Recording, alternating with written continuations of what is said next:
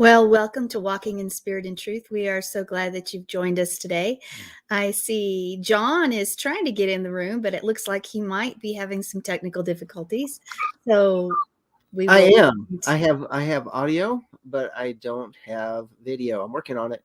I'll be there shortly. You're working on it. All right. That's okay, though. We will start the show without him. And I hope that everyone there is well. It is a cold evening here in the panhandle of Texas because we are supposed to get snow tonight and tomorrow morning, and we'll see if that actually does happen or not. You know, weathermen, what they say may or may not happen, and that is true for the panhandle of Texas as well. Well, we have been discussing Psalm 23, and we were actually on verse 2 weeks ago. I missed teaching you guys last week because of various reasons, but we are here this week. And what we looked at 2 weeks ago was verse 2, and we're going to continue to look at that from a different perspective. Last week we looked at it or 2 weeks ago, from the paleo perspective, and we learned that, as maybe surprising to some, that this psalm is really about, or at least verse 2 really is talking about Shabbat and Yahweh removing the chaos from our lives because he leads us beside water still. He leads us. And so we looked at it. Then I want you to go back and listen to that from 2 weeks ago. But we're going to continue and look at it from another direction right now, maybe more traditional. But I still think that that you're going to catch some meaning and some depth in it that you may not have otherwise. Did you have anything you wanted to say? I'm really looking forward to this. I'm still working on my camera. I'm trying to get it all angled now. Supposed to do this stuff beforehand, but the camera would not work on several USB ports. So I'm there, but go ahead. You're there, but go ahead. Yeah, I'm here, but go ahead with what you were. All right. So we are looking at he leads me beside water still. And you may say, why am I talking it that way? It's actually beside water still he leads me is how you look at it in the Hebrew, or water's calm. And that's the way it's set up in Hebrew. But when we look at that, let's first take a look at sheep, because that's how we started last week or 2 weeks ago. We looked at sheep, and you think about sheep, they need a shepherd to lead them. Why? Do the sheep know where the best drinking places are, where the best water is, where this water that's not stagnant is? Do they know these things? No, they've got to have a shepherd. In fact, often the shepherd employs much industry, much effort in finding good water for the sheep. And that's important to understand when we sort of see ourselves as sheep too. But when we look at sheep as well, how much of a sheep is composed of water? Well, they say on average it's 70% of a sheep is composed of water. So what do you need? You've got to have good water for metabolism. You've got to have good water to help the cells the sheep do, and us too for that matter, to help your cell and your bodies operate as they're supposed to, and to make the functions of the body work correctly. Water for sheep determines its vitality, its strength, its vigor, and it's essential to its health and well-being. And ultimately, water is required for life. Now, I want you to think about us. We are supposedly composed of about 60% water. That's not a small amount for us either. 60% water. Have you ever noticed that when you don't drink enough, you get a headache? Well, you do, and you will even stop thinking clearly, because you need water to maintain metabolism and the functions of your body as well. In fact, the brain and heart, those places that quote unquote think, are 73% water. Your lungs are about 83% water. Your skin is about 64% water. Your muscles and kidneys compose of about 69% water. Even your bones are made up of 13% water. Now, we don't often think about bones being made up of water, but the point is here that we need water just as sheep are, so that we can function as we're supposed to function. Okay. So if the supply of water for a sheep drops off, its body begins to deteriorate. Dehydration of the tissue sets in, and it does damage and can do permanent damage to them as well. And that also means the animal becomes weak and impoverished. So when a sheep is thirsty, guess what happens? They become restless and they begin to set out and they search for water wherever they can find it. I've got to have water. I've got to have water. Well, I'm guessing maybe that's what the sheep are thinking, or instinctually, at least they're going forward to find water. And if they don't find a good supply of water, a good clean supply of water, they're going to drink from polluted holes, and whatever disease and parasites are there are going to be what ends up in their bodies. But that's why they need a shepherd, because they can't do it on their own. So when David was writing Psalm 23, he was looking at it from the standpoint of a sheep, and because he was a shepherd. So David says he alone, Yahweh alone, knows where the still, quiet, deep, clean, pure water is. And he alone can find the water that's going to satisfy those sheep and keep them strong and keep them fit. Well, it's the same for us. He alone is the one that's going to supply, not a stagnant word, not stagnant water, but fresh living water that will keep us healthy and strong.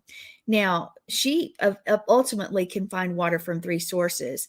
They can get it from dew on the grass and deep wells and springs or streams.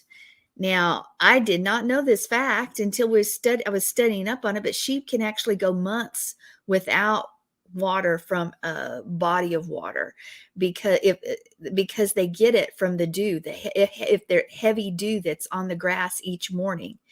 So they rise just before dawn and they start to feed, and they'll even graze at moonlight. In the early hours when the vegetation's drenched with dew, that's when they get a large supply of water for themselves. And if you think about it, in the parched land that they're in, that fresh water in the morning is so important to them. Well, let's think about that fresh word that comes when we give him the first part of our day. In that morning time before we get the rest of our day going is going to satisfy us. It's going to cause the rest of our day to function much better, because we have been drinking first thing in the morning from that water as we've had our time with him. It's because dew is clean and pure. It's a good source of water.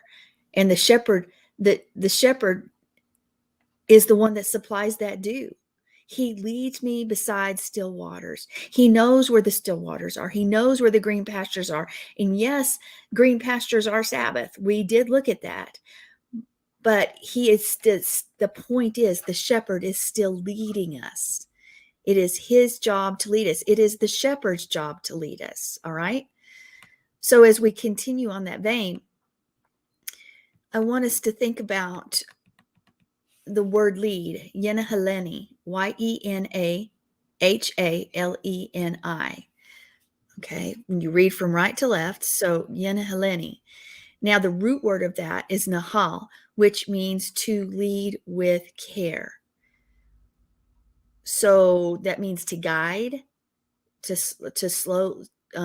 guide slowly, to manage, but it specifically has this idea of leading or guiding one to the water. Rabbi Samson Hirsch says that it means to lead the one who is weak. So when you look at it in its PL form, it's a picture of lead here in this verse, is this picture of one who has reached the point where you are completely exhausted. You are dehydrated because you haven't had the supply, and you're in desperate need of water. Have you been there? I have. Now, if you think about the physical sheep in the Middle East, you think about pictures you may have seen, that seems very logical. But when we look at it for us, it is this picture of being so exhausted that you need someone to support you, or even carry you to waters that are going to refresh you, to give you that fresh word, to give you his word, to give you what you need for the moment, so that you are supplied, so that you are no longer dehydrated, where your body isn't functioning correctly, where you aren't thinking correctly, where you've reached the point of exhaustion. Your strength comes from him. Okay. All right. So I have a question for you. If you want to hold that thought for just a moment. How many times do we in the physical life, we actually will become more and more dehydrated because we don't drink, and to the point that we forget to drink, to where um, we are really dehydrated. We really do need water, and we don't even recognize that we need the water. And we need someone to come up beside us and say, "You need to drink. You need to drink water." And you can do the different tests. I mean, like you said earlier, the headache test, but there's the skin test, where you can grab some of the skin and see how elastic it is, and will it go back into place, or will it just kind of hold in place for a while before it shrinks back down to where it's supposed to be. I mean, we can do that, but how many times we need somebody to walk beside us and say, "It's time to drink. You need to drink some water. You're dehydrated." And I think about that, how we are as people. We are sheep, and if we are without the water of the word, literally the washing of the water of the word, how often do we just recognize, we don't even recognize we're parched with the word. We're It's parched true. from We don't having. even know that's where a lot of our attitude or the problems are stemming from, is because we've become totally dry because we have not been taking in that word, that water. Yes. So let me take it to the next point then. Therefore, there is such a responsibility that rests with pastors and teachers, apostles and prophets and evangelists, all of them, honestly, all of that fivefold ministry, legitimately fivefold ministry, that is both I would say, Tanakh and Brit Hadashah. We can't discount any one of those, very important. But when they're speaking and they're in that position to bring the flock into maturity, it's important that they give water in order to quench the thirst. So it's important to gather the flock, but when that flock gathers, it's important to have something to refresh the sheep with. The role of the pastor in particular, because that's the role when we gather in on the congregation, in the congregation on Shabbat. That role of the pastor is to bring some refreshing water. People are supposed to feel inspired and encouraged after gathering. Also, they can be taught. Also, they can be encouraged. Also, they can be exhorted to. Also, they can have those prophetic words spoken over them that strengthens them, brings it, inspires it, and gets them to maturity. All of those things working together is that water. Right. And if a person walks out the same way that they came in, then that pastor failed. And I speak that way because, as you know, you and I, Sandy, we take that very seriously. If someone's coming to gather, how important it is that when they leave, they've got something. Yeah, but I don't think you can push all of that on the pastor either, because you can sit in a congregation and expect nothing and receive nothing.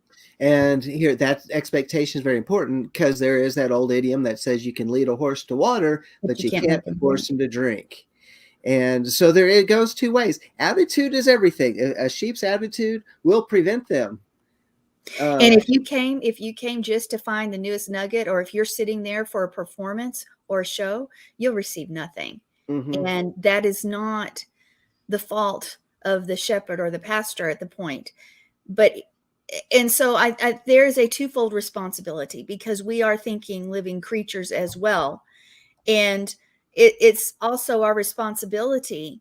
And some people hate this. As a pastor, I'm going to say this, and John and I co-pastor our congregation together, side by side. One's not over the other. We lead together. But it is also our responsibility to say, hey, have you been in your word? And that irritates people. Have you been in your word? How often are you in your word? Have you spent time alone with the Father? Have you spent time in worship?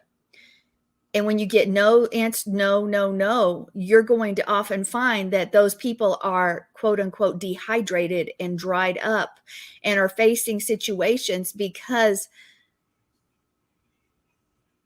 our job as pastors isn't just to bring a fresh word on Shabbat, to go over your studies, to bring a fresh word, but it is also to make sure or to remind them, hey, there's dew every morning, but you have to go spend the morning and get the dew off the grass. You understand what I'm trying to say? Yeah. Every morning that dew is fresh, but you have to go out and put effort to get that fresh dew from the grass every day, that fresh word, spending time with him every day. So it goes both ways. It goes both ways. Yeah, exactly. It does. It does. And now sheep in the natural setting, they trust their shepherd. And so yeah, it is that the goal of that shepherd to lead them, to guide them down to that place where that the peaceful water is, that still water, and they're able to drink.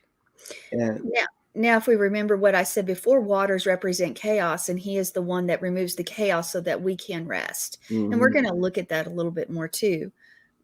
And that all plays a part in what this picture is of these waters that are still and calm.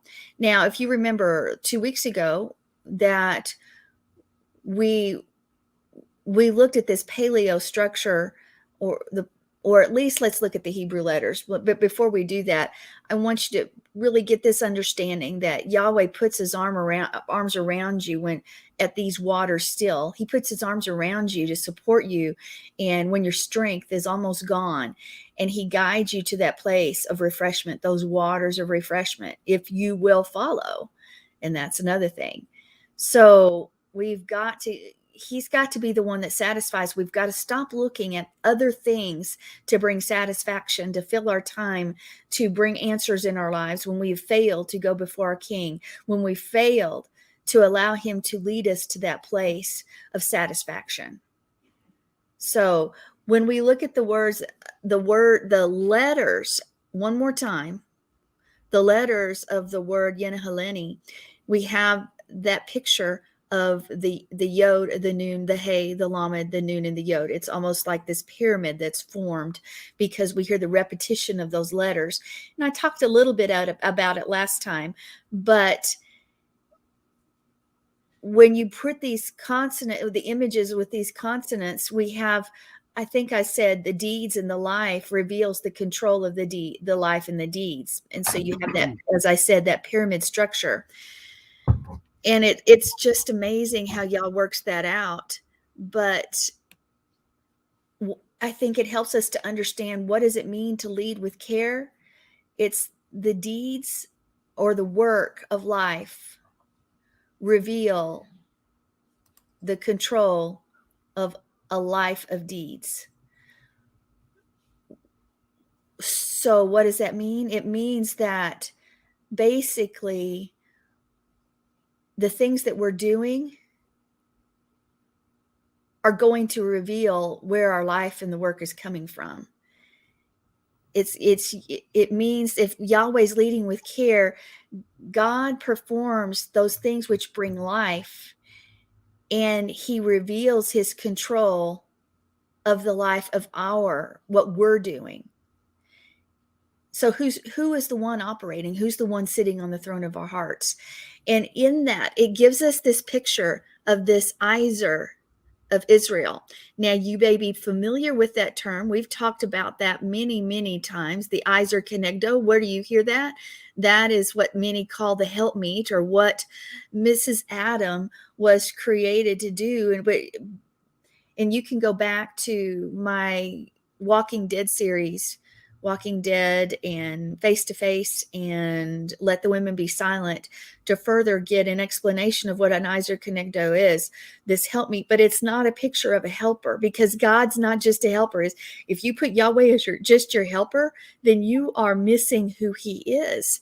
And most people are completely surprised, because when you look in Iser, just as an Iser Kenegdo for the woman, but what is an Iser when it comes to God? It's like a military aid, a guide, a rescuer.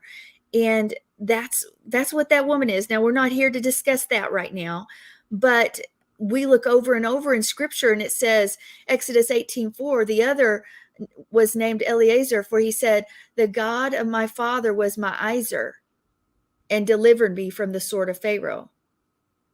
My help, my protector, which is it? And there is none like the God of Yerushalayim, who rides the heavens to your Iser and through the skies in his majesty. Now, both of those cases, it's been translated as help, but again, it has this idea of this rescuer. He is a rescuer. And then in Psalm 33:20, our soul waits for Yahweh. He is our help, our Iser, and our shield, our rescuer, the military aid. Psalm 70, verse 5, but I am afflicted and needy. Hasten to me, O Yahweh, for you are my help, my Iser, and my deliverer. O Lord, do not delay. Okay, one more time. He is this help. He's far more than a help. He's our deliverer. He is the one that takes care of everything for us. He is the one that is this rescuer, this military aid, this guide, and this lead. And that's that word guide. I mean, that's what we have this picture of, as leading us beside these still waters, guiding us to that place where we are protected, we're safe completely within him. And then we have Hosea 13:9, it is your destruction, O Israel, that you are against me, against your help. Okay, your Iser. This word is used to describe our Iser, our king. And that's what he is. He's the Iser of Israel. He's our Iser. And he's supposed to be in control of what we're doing if we let him be, because we've handed him control of our lives. And when we realize that it's his control, then the chaos is not going to be there. And the things that we will do, the things that we would do and should do, are those things that he has led us to do. But without his control in our life is what? It's that same word that we talked about for water, chaos. Without his control, our life is going to spin in directions we don't want it to spin. But we don't have to fear when he's the one that's leading us, because the waters are no longer full of chaos. They're still. And that's this idea of control, that his deeds bring life and cause us to produce life. So that's the purpose of leading us, so that we can follow in what he's already done. All right. So let's look at my manucha. Okay. That's still waters. We're looking at lead. Now let's look at still waters one more time. Okay. We think about a mikvah. We think about running waters full of life. But I think you heard me say this before. When waters are still, what are they generally like? If you go about where waters are not moving, are there waters that you want to go hang out with beside? Would you want to get in them? Usually they're green and mucky and murky. That's true. The really still waters oftentimes are kind of stagnant. Mm-hmm. Yeah, covered with algae and lots of bugs. And you would say there's nothing refreshing about those waters. We like the flowing water. In fact, usually we vacation there. And think about that. I always tell John, I say, it's not a vacation unless I've been around water. I love water. I like to go hang out in water, be a part. I do. How many times have I said that? It's not a vacation for me unless I've been around water. That's true. It is very true. I say it all the time, because there's something that's peaceful and refreshing and calming. In fact, one of the things we love to do is go float in a river. So it's this moving river, and we just talk for hours. There's not a lot of activity, but we find it refreshing. Would you say? Well, yeah, we do. And in the very still parts of those waters, there's different things that are just kind of floating about.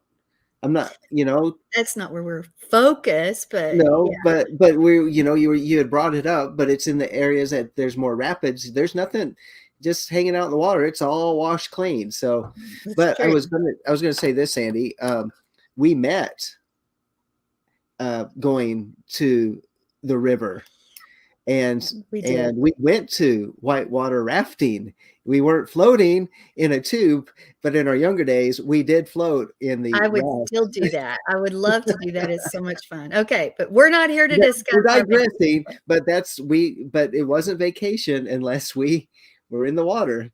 And And you know what? That's people. What even if you're in the wintertime, you're often in a lake or by a lake in a cabin or a stream or something, or an ocean.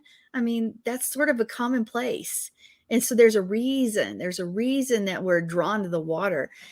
But besides that physical thing that draws us to the water itself, Yahweh wants to lead us to that place of rest, a place of trust, a place where He has taken us, where He's calmed the chaos, this place of confidence where we completely rely and focus on Him.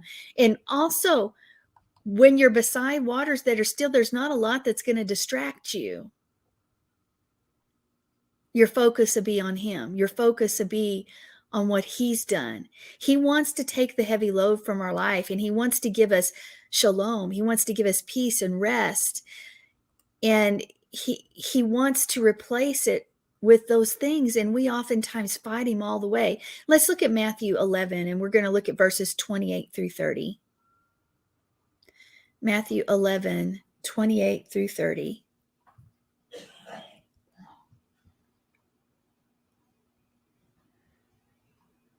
I was going to talk about something. So just remind me when we're ready to get there. Okay. All right. So we have Matthew 11, 28 through 30. Come unto me, all ye that labor and are heavy laden, and I will give you rest. Take my yoke upon you and learn of me, for I am meek and lowly in heart, and you shall find rest unto your souls, for my yoke is easy and my burden is light. Okay. What were you going to go ahead and say? I mean, that tells us right there, we've got to trust Him. We've got to stay close to the source of living water. Go ahead. Yeah. So remember the scenario. We have 12 disciples in a boat. They just saw miraculous feeding of 4,000 or 5,000. Don't remember which one it was, but they're in a boat. They're Well, out in the there's middle. two. They're in the Okay, middle of go the ahead. Sea of Galilee, and the winds are against them. It's a storm. The waves are tossing. They're struggling, and Yeshua is not in the boat. And so then in the midst of the storm, all of a sudden it's the midst of the storm. It's in the midst of the storm. They look up, and Yeshua is walking on the water towards them and is about to overtake them. And they cry out, "Oh, it's a ghost!" That's how the King James version says it. It's a spirit. It's it's something that's not real. And Yeshua says, "It is I," if I remember right. I may be paraphrasing it. Forgive me if I am. And Peter says, "If it is you, then beckon me, and I'll to come to you." And of course, that's when we have Peter sinking, and Yeshua pulls him up, and, "Oh, you little faith," and he gets him in the boat. And as soon as he gets in the boat, everything's still, and they're at the other side. And we have to recognize that we may be in the water, and that water is chaotic. We are in a storm of life, and the only place where it's safest is when we allow Yeshua into our boat and we reach our destination. And I was just thinking about that in terms of the Good Shepherd. Sometimes we leave the shepherd behind and we get to the wrong water, but once he arrives, he'll make that water right. It's Yeah, exactly right, because and he is the living water. Right. yeah, and it takes that. Sometimes we have to stop. Not that we haven't disinvited him, but maybe we need to actively invite him into the midst of that storm, so that the chaos will be still. Well, it says that's what that whole idea is on the word being led, is that he is the one that will control the chaos, so that through his deeds, and then our actions will reflect that as well. It's that pyramid structure, but we've got to allow the living water to come in. Let's look at John 4:13. John 4:13. Okay.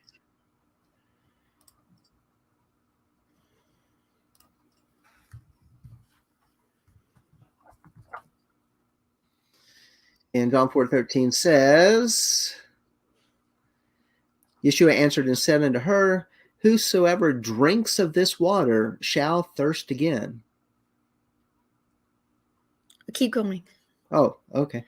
And whosoever drinks of the water that I shall give him shall never thirst, but the water that I shall give him shall be in him a well of water springing up into each everlasting life. Okay, but did you say that everyone who drinks, that means there's something we have to do. We have to drink the water. But whoever drinks of the water that I shall give him shall never thirst. Mm-hmm. There's a choice there. There's a choice there. And that just goes to say we've got to be connected, not only resting beside those waters where he has satisfied us completely and satisfied and stopped the chaos around us, so we don't have to worry about tomorrow or the rest of it. But we have to choose to drink. We have to choose one more time to get into that word. So let's continue to look at that word still, because I want that minuat, okay? Because the plural form of that, nuah, means to rest, to repose, to be quiet, to relax. And rabbis, one more time, if you hear the word rest, what do you connect that with? Sabbath. Sabbath is our rest. Abraham Heschel says, to the biblical mind, menua is the same as happiness and stillness and peace and harmony. It is the state in which there is no strife and no fighting and no fear, no distrust. The essence of the good life is menucha. And the latter time, menucha became a synonym for the life in the world to come, for eternal life. So here we have, back to your analogy, back to when you talked about Yeshua calming the storm, because one more time, life is that storm. But what contrasts to that storm of life? It's Sabbath, it's rest, it's the harmony we find on Sabbath. It's that shalom, it's that peace. And each time we enter into Sabbath, we find ourselves what? We're sheltered. It's as if we're in this ark and we're floating over these waters, that where all strife and striving is gone, because we're resting in him. And each time we experience his presence on that day, we know that we've been fed, we've been clothed, we're sheltered, and we're guided by Yahweh himself, the Good Shepherd. That's this picture coming back full circle, where we do find these still waters, and he's taking care of us when we're completely exhausted, when we're weak. But where there's something that happens in Sabbath when we're beside those waters, and that is restoration. Restoration. And we find that through him on it, because he is the source of life. He is the source of living water. But we've got to participate. Yeah. We've So, got yeah, we do have to participate. And Shabbat, that's really the key, because if we go over to Hebrews 3:11, where it's quoted about the Israelites in the wilderness, where he says, I swore in my anger they will never enter my rest. And so what is it that they were not able to enter into, and why? It's because they had hardened their hearts. and this is where it says before that, oh, that today you would listen as he speaks. Do not harden your hearts as in the rebellion in the day of testing in the wilderness. There your fathers tested me and tried me, and they saw that my works for 40 years. Therefore I became provoked at that generation and said, their hearts are always wandering, and they have not known my ways. As I swore in my anger, they will never enter my rest.